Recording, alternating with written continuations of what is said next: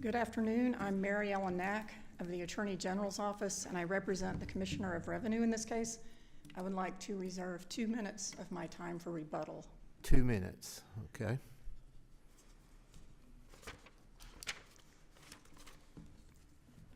Thank you.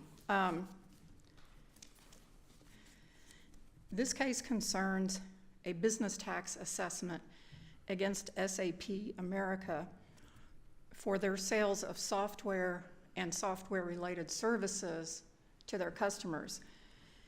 Their biggest product was a software platform that basically runs a business's entire operation, including payroll, expenses, purchases, sales, anything that company does. This software has the ability to manage and track that. Well, I suppose the first question is software taxable? That is the first question, and that is the big question. And it's the Commissioner's position that it is taxable because of the Business Tax Act's very broad definition of services. And that definition says that services include every activity, function, or work engaged in for profit or monetary gain, except as otherwise provided. SAP is engaged in an activity, function, or work for profit or monetary gain. Isn't whether it's intangible or tangible an important aspect of this?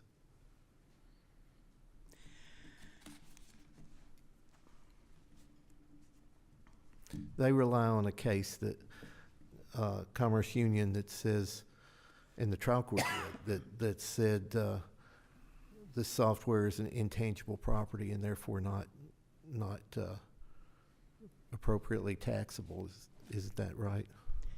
They do rely on that case. I would submit that the issue is whether these activities fit within the very broad definition of services contained in the Act. The Commerce Union, the Commerce Union decision cited by the appellee was a sales and use tax case. The question there was, is this intangible or tangible personal property? I submit that the issue in this case is a little different, and the issue is whether the sales of the software and the related services fit within the Business Tax Act's definition of services. It's our position that Commerce Union does not control. The Business Tax Act was written to apply to a broad range of activities. And it imposes a tax at a much smaller percent than the Sales and Use Tax Act. General, does this all rise and fall together, there are services that are provided in relation to the software, right? And somebody comes in, somebody checks your system, somebody modifies or adapts it. And is this a case in which aspects of this may be services, but perhaps not the entirety may be services? And or is this all or nothing? That's the trial court found, or the trial court's final judgment did enter a judgment in favor of the commissioner for some of those related services that you're referencing. And it's our position that if we don't prevail on this big issue, that judgment should remain intact because there are services that apparently are related services that are not in dispute at this point. Can the sale of intangible property be a service? Under the way the Business Tax Act is written, yes. And I would also point out, the Business Tax Act does not specifically exempt the sales of intangibles. What it does is it removes from the definition of tangible personal property certain items, including stocks, bonds, notes, insurance, or other obligations or securities. In other words, things that represent an item or something. That, as I understand it, that is the commissioner's position. The commissioner would definitely exempt the list of items I just mentioned.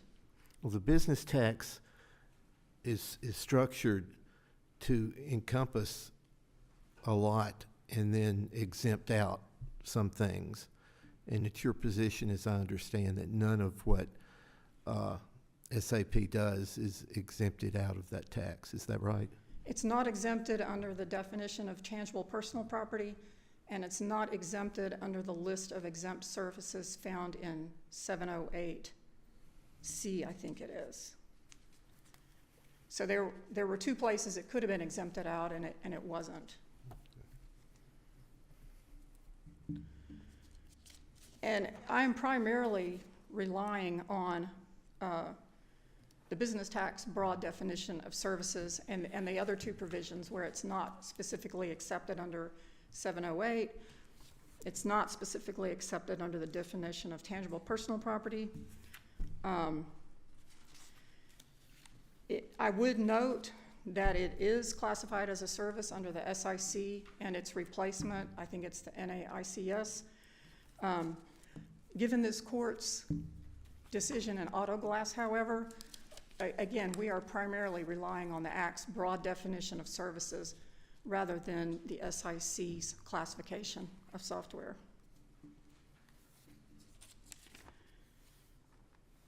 And I was about to point out just to get an understanding of how this tax operates, as we all know, the sales tax can be anywhere from like 7% to 9.75 if you include the local option portion. In this case, we're dealing with a tax rate of 3/16 of 1%. So the Act is designed to capture a lot of activities and then to tax that activity at a very low percent. It's essentially a gross receipts tax and not a sales tax. And if I could, I'd like to address the remaining issues that have been raised. We contend that the trial court also erred in ruling that the true purpose of this transaction, at least with regard to the cloud hosting services, was a lease of tangible personal property. As this court has noted, it is the transfer of absolute control and possession of property at an agreed rental that differentiates a lease from other arrangements, from other property arrangements. It's undisputed that the equipment supposedly being leased was all located out of state, and it was all in SAP's possession and control. The customers never had possession or control of these servers that were being used to run its business operations. Does that indicate that it's not a lease or that it is a lease? It's not a lease. Okay. Now, not to get too down in the weeds, a lease of tangible personal property is taxable under the Business Tax Act, but since this property was located out of state, it would not have been captured if the taxpayer convinced the court that this was a lease, that it would not have been covered by the Tennessee Business Tax Act. It might have been covered by some other tax of some other state, but unless it was some way delivered to Tennessee, right? Well, I think that the lease has to occur in Tennessee for it to be taxable. Okay. And I think the parties agree that all the So equipment. it's not a lease. Our position is it's not a lease. What is it?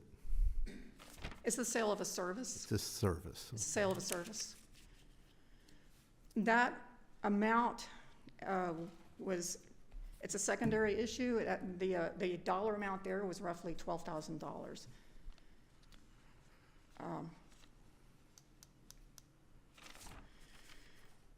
Moving to the delivery issue, in its complaint and at the informal conference, the taxpayer, SAP, cited a definition for delivery that acknowledged that delivery can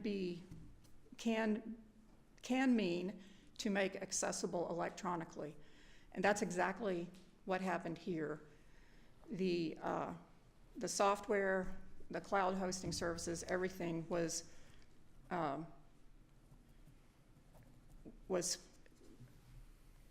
made accessible electronically to Tennessee businesses. And the appellee, the taxpayer, has raised an issue regarding delivery, saying that the department should not have relied on the ship-to address in determining where delivery occurred. But this is not, this contradicts the statutes, the applicable statutes, and it contradicts the reality of how assessments are made. The department necessarily is going to rely on the ship-to addresses in the invoices. If the ship-to address or if the place of delivery is somewhere else, under the applicable statutes, it's the taxpayer's burden to bring that to the attention of the department. What were they shipping? They were making accessible electronically the software platform that was being used to run the Tennessee businesses' business operations. Okay, and that was done from Tennessee, and they would access via computer the software and platform and hardware of SAP, correct? Correct. Okay. And it's our position that the department was entitled to rely on that ship-to address in making a determination as to where the software was accessed. You cited a definition from Merriam-Webster that talked about access electronically. You know, they cite a definition that relies more on physical delivery. I mean, how do we know which one to go with?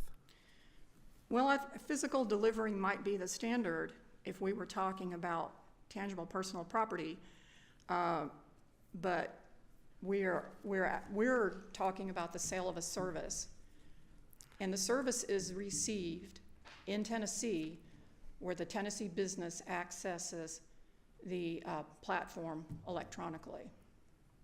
They are in Tennessee running the software to operate their business in Nashville or whatever city.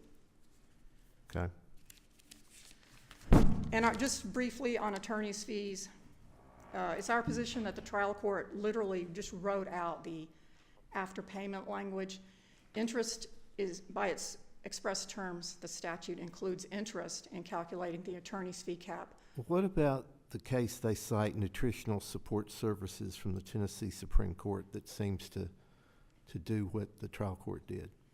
We say that that's a dictum. This was not an issue in that case. Okay.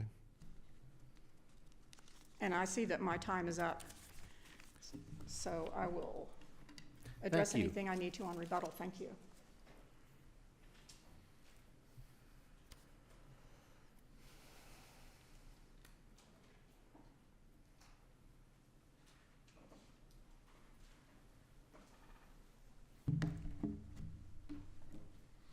Good afternoon. May it please the court. Michael Catone of the Nashville Bar here today on behalf of SAP America, Inc. There are a couple of things I want to just address right off the bat. One is about a question that was raised regarding, well, aren't there services and software provided together? All of those things have been clearly delineated. There were separate charges for each type of category. We have charges for software. We have charges for cloud-based services, and we have charges for cloud hosting. And those things would be taxed as separate transactions. Now, there's another category of services as well, just to make sure that this is clear. SAP is not saying we can't owe tax on anything in Tennessee. In the audit, there were services where SAP sent an employee to the state of Tennessee to perform those services in Tennessee and was assessed tax on that, and that's not a part of the challenge in this case. So I just wanted to clarify that. There's another thing I wanted to clarify too, which is that we've talked about the business tax being broad and broadly applying. But the business tax specifically applies to two things. It applies to the sale of tangible personal property, and it applies to the sale of services, right? It's not broad enough to capture intangible property. And there are three things in this case that the Chancery Court got absolutely correct in a very well-reasoned decision, and there's one error that was made that I'll talk about at the end. And the first thing that the Chancery Court got right goes directly to that point, right? SAP's licensing of software to its customers is not subject to business tax because software is intangible property under Tennessee Supreme Court precedent, right?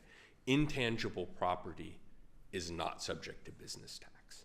That's been the long-standing interpretation, including the department. And that's from the language of the business tax? It is, Your Honor. The definition of services, or? No, it's because the business tax doesn't create intangible property, it doesn't list intangible property as a taxable category, right? Services are taxable, tangible personal property is taxable, but intangible property and real property, for example, not defined, but also not taxable, right? It's not excluded from the definition of there's not an exemption for real property as such, it's just simply not taxable. You rely on Commerce Union. I do. For part of that proposition of intangibility. What about the fact that that was a sales tax case? Can something be intangible property for one tax and tangible for another, or taxable in some other way under another? That brings up an interesting point, and I think the answer is by statute it could be defined that way, right? And the Tennessee General Assembly did just that after Commerce Union Bank was decided for sales and use tax. It took software and made it part of the definition of tangible personal property, right? It didn't even say it was a service in that instance. It made it part of the definition of tangible personal property. So this is something that if the General Assembly wanted to tax intangible property, if it wanted to tax software, it could do so by amending the Business Tax Act. But even the department in its 2017 and 2018 business tax guides, which were in effect during the tax years at issue in this case, told the general public, no, a person who as part of the normal business operation buys and sells intangible personal property is not subject to the business tax, right? It's been long, that has been the long-standing interpretation by, frankly, everyone in the state and local tax field in the state of Tennessee. So then the only question really becomes, is the licensing of software intangible property? Is the software intangible property? And that's already been answered by the Supreme Court in the Commerce Union Bank decision. It said software is intangible property. That type of software is indistinguishable from the software that SAP provides. Now, the explanation that we heard of that before was that this software performs all of this work. No, the software is a tool. It's a tool that allows SAP's customers to do payroll. It's a tool that on a computer. That's how this works. You know, it's like buying a saw, or a lawnmower is a better example, right? Is buying a lawnmower the provision of landscaping services? No.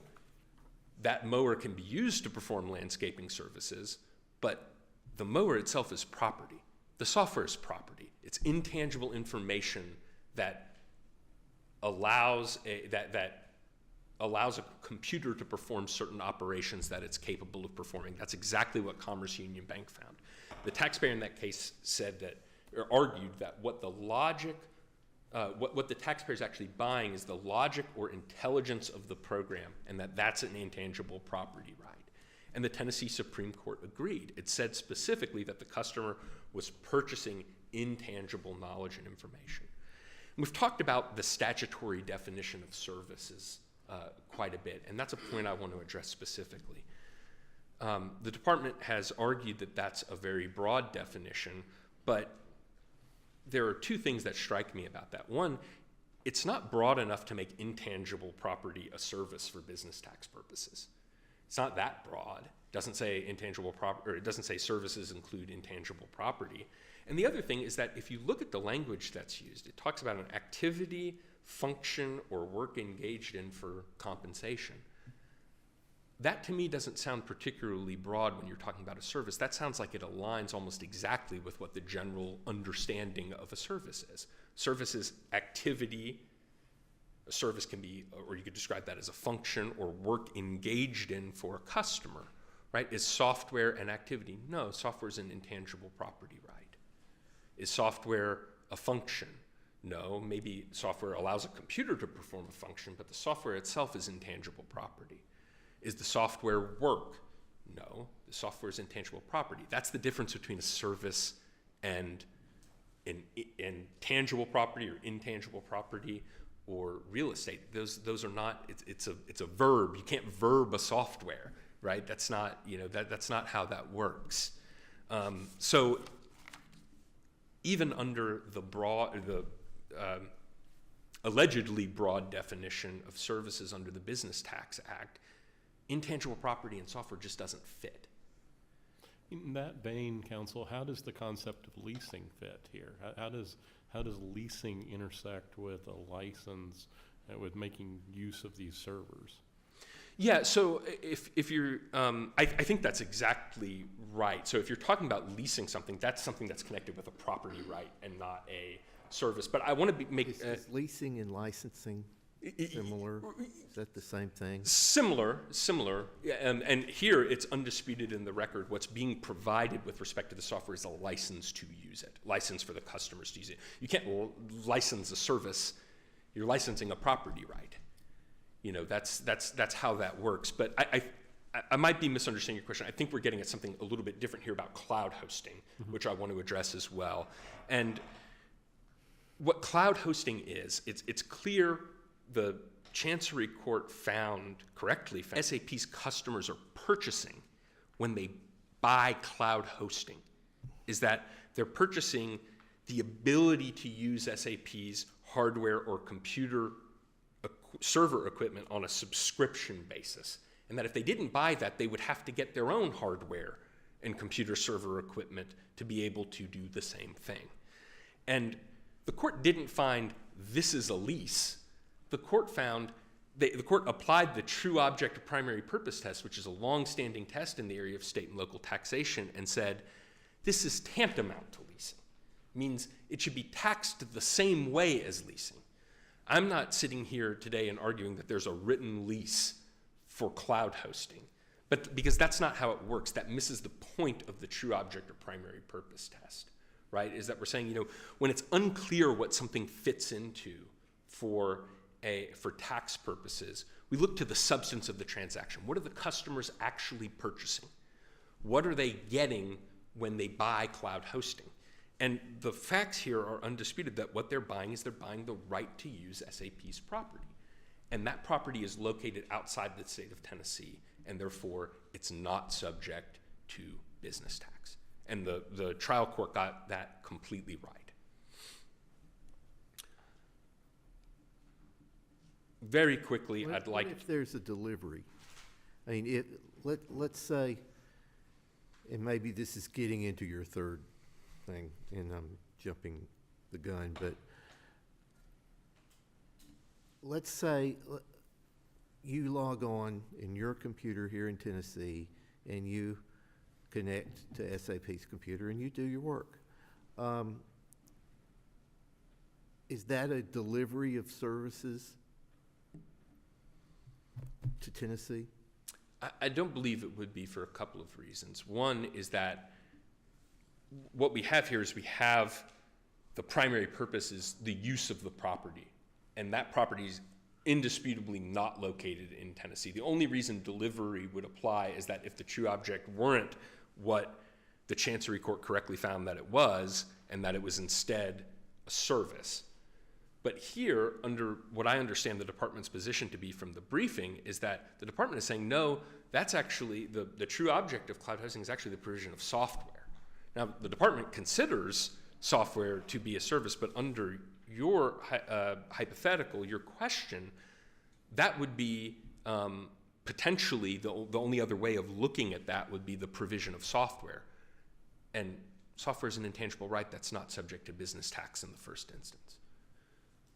So if we accept the department's position about what the true object of cloud hosting is, that's just more software, which is another intangible right. So even if we considered it delivery, it wouldn't matter because it's an intangible property. Right. Okay. Yes. Very quickly, for time considerations, I'll say the attorney's fee issue will rely on what's in our briefing. We think that the trial court correctly interpreted that. Very briefly, we're not reading out interest after payment in the statute. There is another statute that deals with interest in the context of assessments. That's 67-1-801A3, and it says that interest on an assessment shall be considered part of such delinquent or deficient taxes that are assessed. So under the fee cap statute itself, it is already part of the amount finally assessed. Interest after payment is intended to address the separate issue of when a taxpayer brings a successful challenge on a refund claim. So that language is doing work, it's just not doing work in this particular instance. Now, the Chancery Court made one error, and that is when it relied on the general purpose of the business tax statutes, or the 2016 amendment to the business tax statutes, to expand taxation on out-of-state businesses to find that SAP delivered services to Tennessee. SAP, the record's clear that with respect to the services that are at issue here, not the services that SAP did not challenge the tax on, but the services that are at issue here were remotely provided services. Services that SAP didn't use property in Tennessee to provide, didn't send employees to Tennessee to provide, didn't enter Tennessee at all to provide. They provided them all remotely. And can you give me an example or two of such services? Yes, software support, account support, configuration, all of which is provided outside the state of Tennessee. And what do we know from the Business Tax Act? For the cloud-based services, right? Not for software, not for cloud hosting, but for the cloud-based services, SAP obviously agrees that those are services. We're calling them services. But for a service to be taxable in Tennessee, it must be delivered to a location in Tennessee, right? It must be delivered to a location in Tennessee. And there have been a number of different dictionary definitions that have been cited. I think the general understanding of the word deliver means to bring or take something to a place or to hand it over at a place. And the record's clear that SAP is not bringing anything into Tennessee. At most, its customers are electronically traveling outside of Tennessee to get these services. Now, the error that the trial court How come they're not electronically receiving the services? I mean, can't you look at it either way? That they're electronically traveling to Ohio or wherever this is, or that the information and services is electronically traveling to Tennessee? Your Honor, I see that I'm out of time. I'm happy to answer that question. Yes, so I don't think that's necessarily supported in the record, but the point here is that let's accept that as true, that you can view it two ways, right? If you can view it two ways, we know from long-standing principles of statutory interpretation in Tennessee, there's a long-standing canon that says for a taxing statute, not an exemption statute, there are no exemption statutes at issue in this case. For a taxing statute, any ambiguity must be resolved in favor of the taxpayer. If you have a question about whether or not, if it is unclear to you whether SAP delivered any services into Tennessee, then that issue, that ambiguity must be resolved in SAP's favor. Thank you. Thank you. General Knack?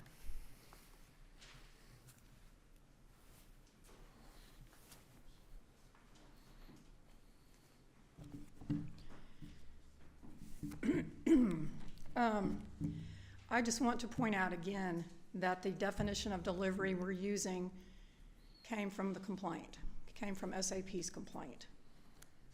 Yes, there are a lot of different definitions of delivery, but making something accessible electronically is one of them, and that was the whole purpose of this transaction, was to make this software platform accessible electronically to businesses located in Tennessee. With regard to the true object test, the commissioner disputes that this is one of those cases where it's unclear what this transaction, what type of transaction this is. By the language in the complaint, again, this, at least for this, with regard to this argument, SAP was selling cloud hosting services. They referred to them as services themselves. So I just don't think it's even necessary to apply the true object test here. Finally, with the attorney's fees, as outlined in our brief, there are two situations where interest is included. And that's when the commissioner wins an assessment challenge and gets a judgment for taxes plus interest. It's also when a taxpayer wins a refund claim and gets taxes plus interest. So it works in both parties' favors, depending on the facts. In both of those instances, there is a judgment requiring the payment of taxes plus interest. And so in those cases, we agree that the attorney's fee cap should include interest. But in a case where there is no judgment for taxes and interest, interest is not included. Thank you. Thank you. Thank you both, or all three of you. We appreciate your arguments, and we will render a decision in due course.